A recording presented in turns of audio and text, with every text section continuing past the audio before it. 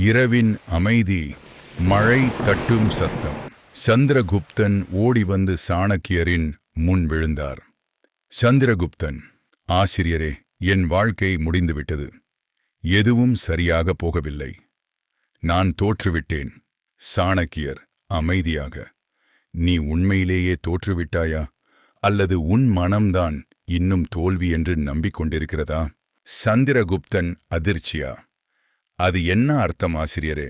சாணக்கியர், ஒரு கதை சொல்கிறேன். ஒரு வீரன் இருந்தான். அவன் வாழ்நாள் முழுக்க போராடினான். அவன் எதிரிகள் அவனை வெல்லவில்லை. ஆனால் அவன் மனதில்தான் ஒரு மறைமுக எதிரி இருந்தது. அவன் யார் என்று தெரிஞ்சுக்கணுமா? சந்திரகுப்தன் ஆச்சரியத்தில் கண்கள் பெரிதாகியது. சாணக்கியர், அவன் எதிரி, அவன் சொன்ன ஒரு சொல், என்னால் முடியாது என்ற ஒரு சொல். அந்த ஒரு சொல்தான் அவனை 1000 போரிலும் தோற்கடித்தது.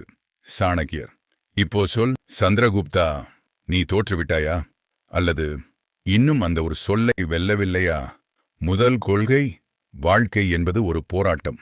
சாணக்கியர், உன் வாழ்க்கையில் நேர்மையாக வெற்றி பெற முடியாது. அது ஒரு போராட்டம். நீ நிறைய தோல்விகள் எதிர்கொள்ளப் போகிறாய். ஆனால் உண்மையான தோல்வி என்பது உழைப்பிலிருந்து விலகுதல் மட்டுமே.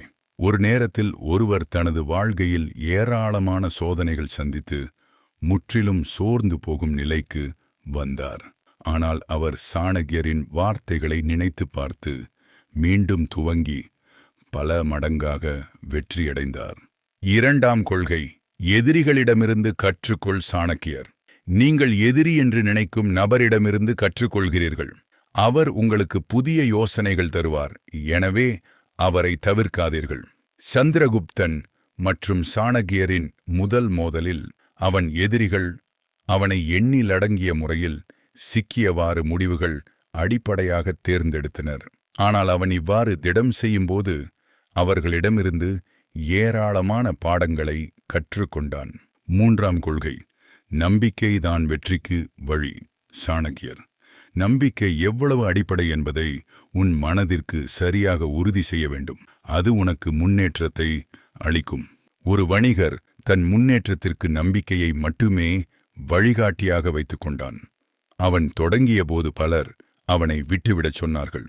ஆனால் அவன் நம்பிக்கையை விடாமல் பிடித்து கொண்டதால் இறுதியில் வெற்றி பெற்றான். நான்காம் கொள்கை, தீவிர உழைப்பு. சாணக்கியர், கடின உழைப்பால் எந்த ஒரு விதமான சாதனையும் தேவைப்படாமல் வராது. அதை மட்டும் நினைவில் வையுங்கள். ஒரு தானிய தொழில் முனைவர் தனது உழைப்பில் கடந்த 10 ஆண்டுகளுக்கு பின்னர் பல மடங்கு வெற்றியடைந்தார். அவன் கடுமையாக உழைத்ததால் அதன் பயனும் கிடைத்தது. ஐந்தாம் கொள்கை, அறிவின் பங்கு. சாணக்கியர், அறிவு இல்லாமல் பணம் எவ்வளவுதான் வைத்தாலும் அது நாளைய தினம் மறைந்து போய்விடும்.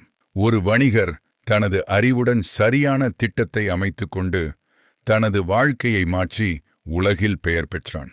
ஆறாம் கொள்கை, நேர்மையை பின்பற்றவும். சாணக்கியர், நேர்மையும் உழைப்பும் மட்டுமே உன் வாழ்க்கையை திடமாக ஆக்கி உனக்கு மற்றவர்களின் நம்பிக்கையை பெறும். ஒரு ஊரின் சிறிய கடை விற்பனையாளர் ஆபத்தான காலகட்டத்தில் இன்றும் அதே நேர்மையுடன் கடையை நடத்தி வருகிறார். இந்த நேர்மையை அவன் எவ்வாறு வெற்றியில் புரிந்து கொண்டான் என்பதை அனைவரும் கற்றுக்கொண்டனர். ஏழாம் கொள்கை, உங்கள் ஒளி வெளிப்பட வேண்டும்.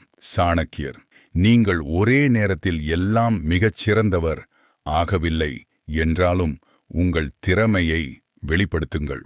ஒரு கலைஞன் தனது வரலாற்றில் மிகவும் சாதாரணமாக இருந்தாலும் தனது சிறந்த ஆற்றலால் உலகை ஆச்சரியப்படுத்தினான். எட்டாம் கொள்கை, பிழைகளை எடுத்துக்கொள். சாணக்கியர், நீங்கள் எந்த தவறையும் செய்தாலும் அதை சரி செய்யும் போது மட்டுமே நீங்கள் பழகு. ஒரு இளைஞர் பல தடவைகள் தவறுகள் செய்து தோல்வி அடைந்த போதிலும் அந்த பிழைகளை கற்றுக்கொண்டு வெற்றி அடைய முயற்சித்தான். அவன் வெற்றி அடையும்போது அவன் கற்றுக்கொண்ட பாடங்களே அவன் வாழ்க்கையில் பெரிய மாற்றங்களை கொண்டு வந்தான். ஒன்பதாம் கொள்கை, சுயநம்பிக்கை தான் உலகின் சக்தி. சாணக்கியர், உன் மனதை உனக்கே கற்றுக்கொள்ளுங்கள். அதுதான் உன் சக்தி. பிறர் செய்வது உன் முன்னேற்றத்தை அங்கீகரிக்கும் போது மட்டுமே நீங்கள் நம்பி வெற்றி பெறுவீர்கள். ஒரு இளைஞர் தனது சிறிய ஆர்வங்களை வளர்த்து அதே பாதையில் தொடர்ந்து சென்றதால் அவன் பெரிய சாதனைகளை கண்டான். 10ஆம் கொள்கை, உங்கள் எதிரிகளை புரிந்து கொள்ளுங்கள். சாணக்கியர். எதிரிகளின் பலவீனங்களை அறிந்து அதன் பயனில் எடுப்பதை மறக்காதீர்கள்.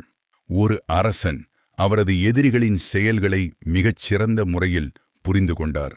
அவர்களின் பலவீனங்களைக் கண்டு நாட்டின் நிலைமையை சமாதானமாக மாற்றின. ஆடியன்ஸுக்கு நான் சொன்ன கொள்கை, உன் வாழ்க்கையை மறுபடியும் ஆரம்பிக்க வேண்டுமென்றால் இந்த 10 கொள்கைகளை நம்பு.